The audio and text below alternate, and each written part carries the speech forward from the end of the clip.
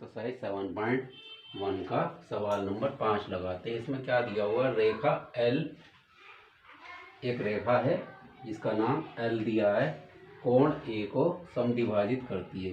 इसमें कोण है कौन सा है, ये वाला कोण ए है। इसे रेखा एल क्या करती है, समद्विभाजित करती है, दो बराबर भागों में बांटती है। और बी रेखा एल पर स्थित कोई बिंदु है, बी कोई इस रेखा पर स्थित एक बिंदु है, बीपी और बी क्यू, बीपी और बी क्यू कोण ए की भुजाओं पर।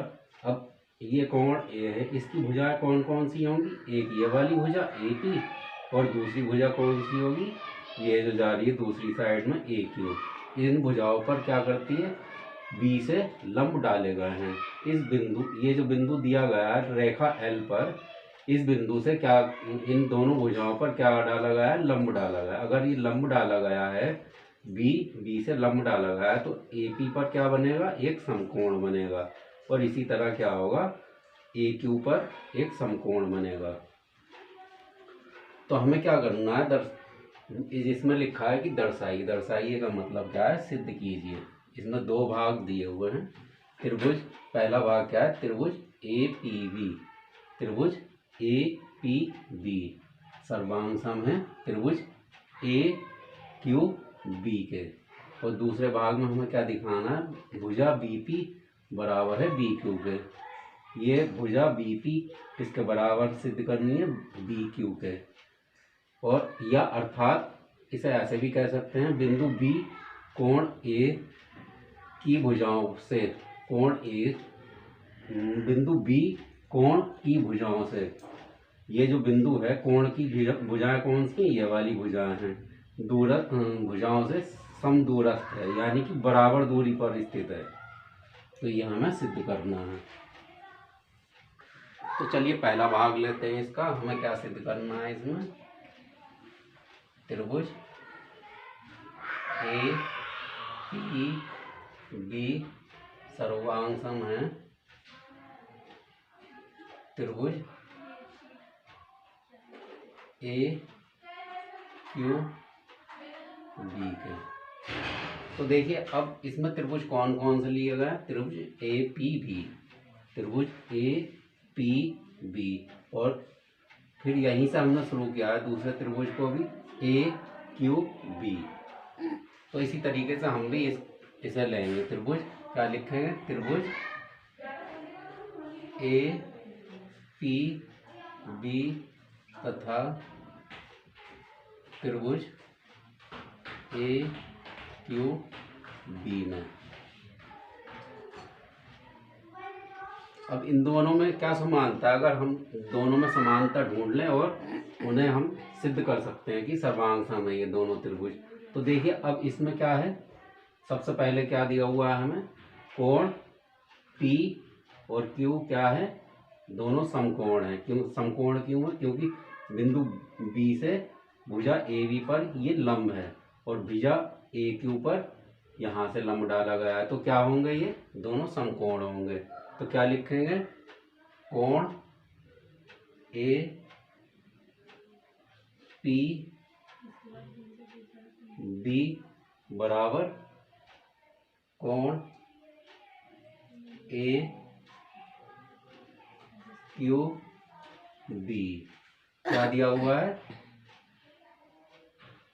समकोण है।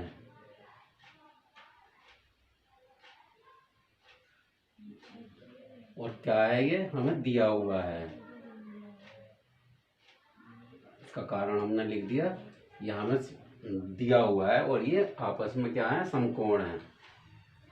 तो अब देखिए रेखा एल क्या करती है, एंगल ए को समद्विभाजित करती है। यानी कि अगर ये समद्विभाजित करती है तो इसका मतलब क्या होगा, ये जो कोण ए है इसका मतलब दो भागों में बट गया है। इसका मतलब ये हुआ कि ये कोण और ये कोण आपस में बराबर होंगे।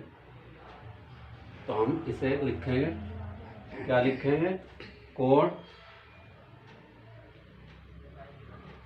पी ए बी बराबर कोण क्यू ए बी। क्या है ये? समद्विभाजित कोण है ये।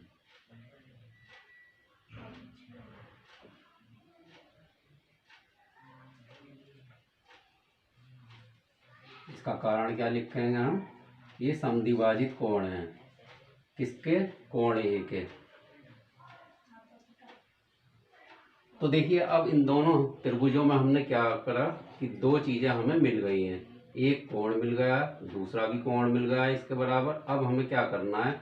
अब अगर ये इस फिगर में हम देखें, ये त्रिभुज ए पी बी और त्रिभुज ए क्यू बी कैसा बन रहा है? अगर ये रेखा ए बी है तभी बन रहा है। अगर हम इसे मिटा दें तो क्या ये त्रिभुज बन पाएंगे? दो भागों में तो बटेगा नहीं ये त्रिभुज। तो क्या होगा? ये जो भुजा है ये भी उभयनिष्ठ है दोनों त्रिभुजों के लिए। तो इसे हम क्या लिखेंगे? भुजा रेखा ए बी बराबर है रेखा ए बी के लिए, यानी कि इस त्रिभुज के लिए भी ये रेखा ए बी चाहिए और इस त्रिभुज के लिए भी रेखा ए बी चाहिए। तो हमने क्या लिखा है? ए बी बराबर ए बी। इसका कारण क्या लिखेंगे? उभयनिष्ठ भुजा है।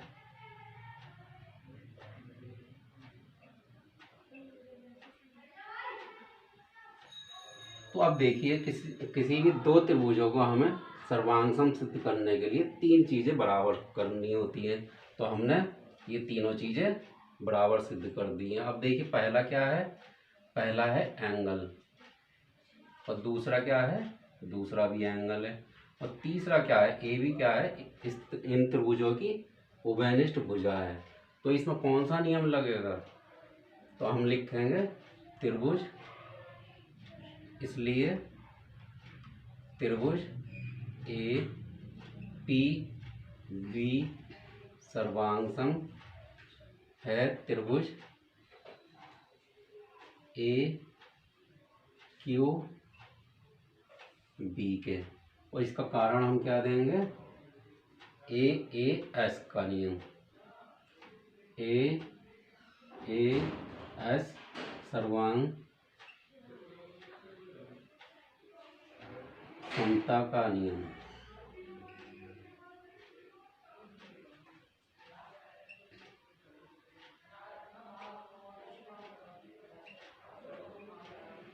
तो इस तरह देखिए हमने इसका पहला भाग सिद्ध कर दिया है। अब देखिए इसमें दूसरा क्या दिया हुआ है? दूसरा भाग है हमारा, दूसरा भाग हमें सिद्ध करना है बीपी बराबर है बी क्यू के। बीपी बराबर है बी क्यू के। अब देखिए अगर हमने इन दोनों त्रिभुजों को सर्वांग सिद्ध कर दिया है, और अगर हम इसे सर्वांग सिद्ध करने के लिए हमने तीनों चीजें इसकी बराबर सिद्ध की हैं, तो इसका मतलब क्या है? बाकी की जो अन्य चीजें हैं, इस संगत चीजें हैं, इसकी भुजा कोण ये सब क्या होंगे? बराबर होंगे। तो इसे हम क्या करेंगे? भाग दो को लिखेंगे बीपी बराबर बी क्यू, और इसका कारण क्या लिखेंगे? संगत भुजा है।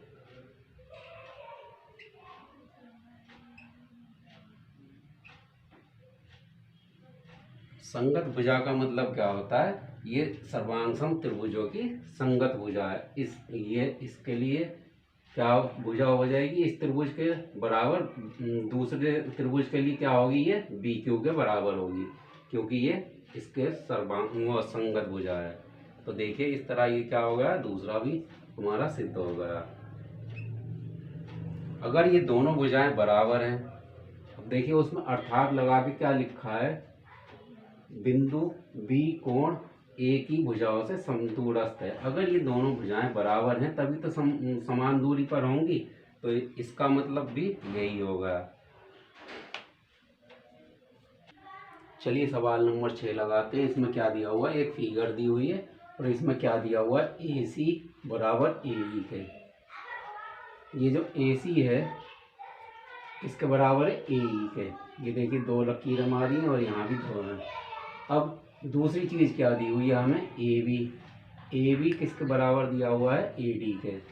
ये देखिए इसके बराबर लिखा है। और कोण, इसमें दो कोण दिए हुए हैं, वो भी आपस में बराबर हैं। कोण बी ए डी, ये कोण किसके बराबर है, कोण ई ए सी के।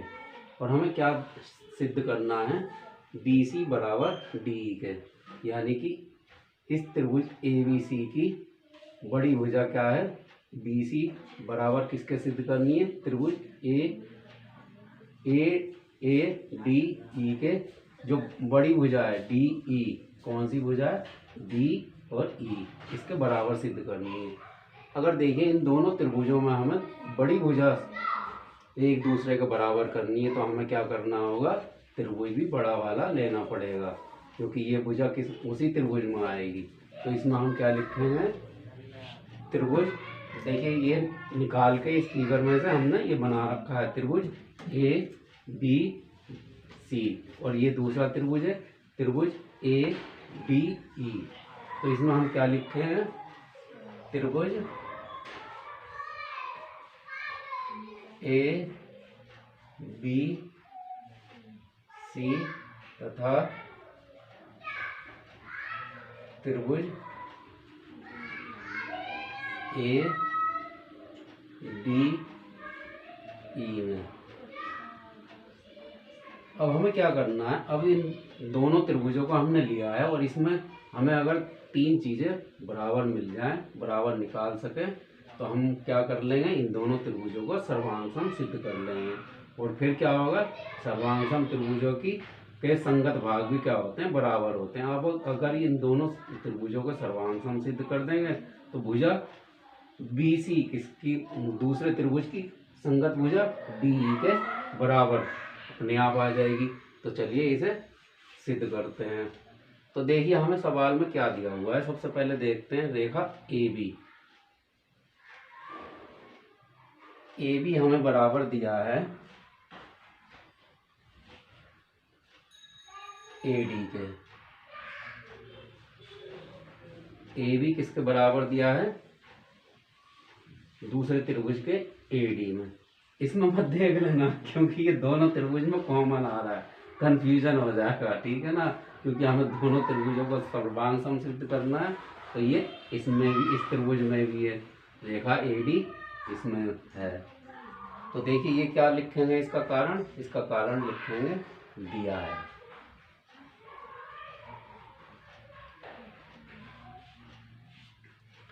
अब देखिए दूसरी भुजा क्या दी हुई है हमें, ए सी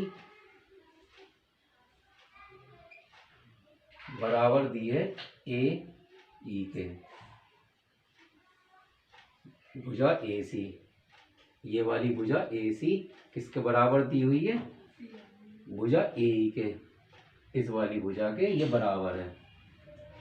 क्या लिख देंगे, इसका कारण दिया है। तो देखिए हमें दो चीजें तो एक तरीके से सवाल में ही दी हुई है। अब हमें क्या करना है, तीसरी चीज, चाहे वो एंगल निकले, वो सॉरी एंगल ही निकालना पड़ेगा, क्योंकि ये तीसरी भुजा है इसकी, ये तो हमें बराबर सिद्ध ही करनी है। तो क्या करेंगे, देखिए इसमें क्या दिया हुआ है, इस सवाल में दिया हुआ है एंगल बी ए डी बराबर ई ए सी के। ये क्या है, दिया है।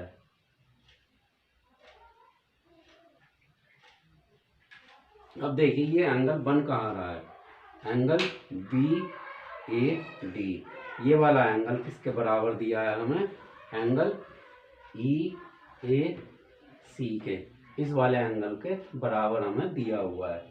लेकिन इस त्रिभुज में, त्रिभुज ए बी सी में और त्रिभुज ए डी ई को अगर हमें बराबर सर्वांग सिद्ध करना है तो हमें क्या करना होगा, ये एंगल पूरा का पूरा हमें इसके आपस में बराबर सिद्ध करना होगा। तो इसके लिए हमें क्या करना होगा, क्या चीज़ चाहिए, अब अगर हमें कोण डी ए सी मिल जाए और इस वाले में भी हमें क्या मिल जाए, कोण DAC।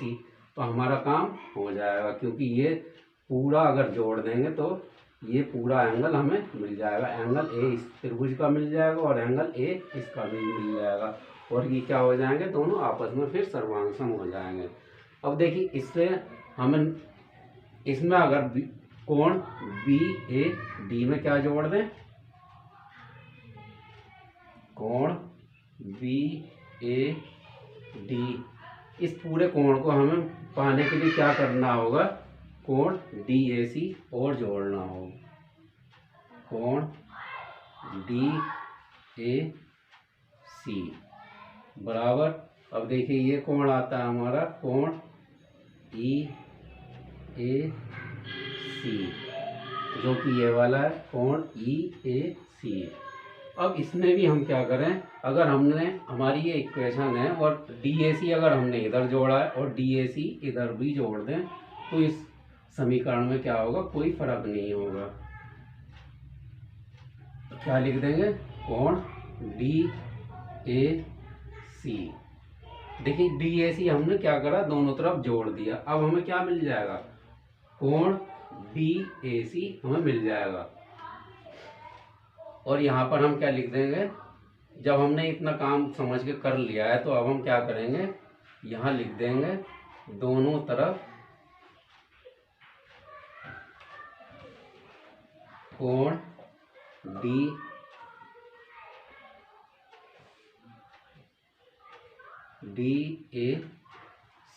जोड़ने पर।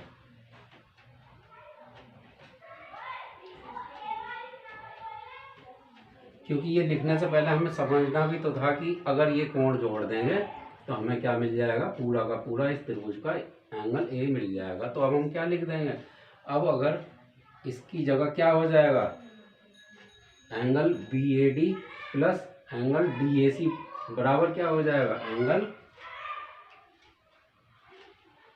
BAC। ये क्या होगा, एंगल BAC होगा। और किसके बराबर हो गया, दूसरे त्रिभुज में हम देखेंगे क्या बनेगा, DAE,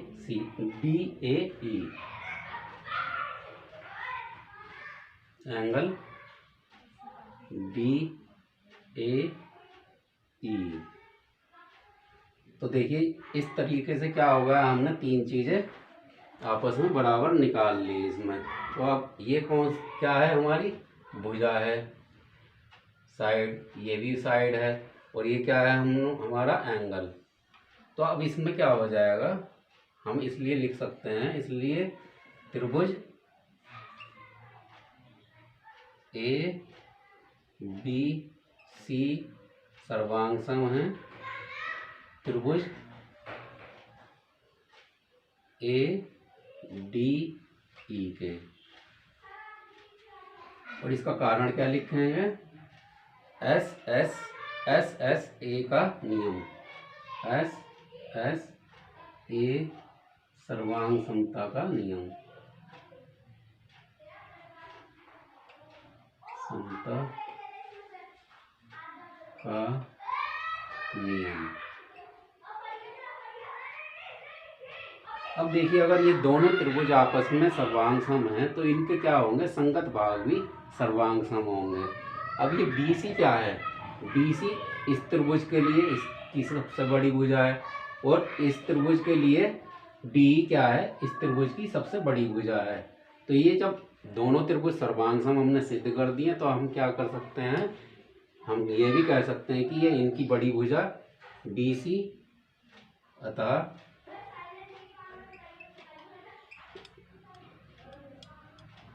BC बराबर होगा DE के DE के। और इसका कारण क्या लिखेंगे, संगत भुजा, सर्वांगसम त्रिभुज की संगत भुजा है। तो देखिए ये आ गया हमारा इसका उत्तर। इस वीडियो में इतना ही, अगली वीडियो में हम अगला सवाल लगाएंगे। धन्यवाद।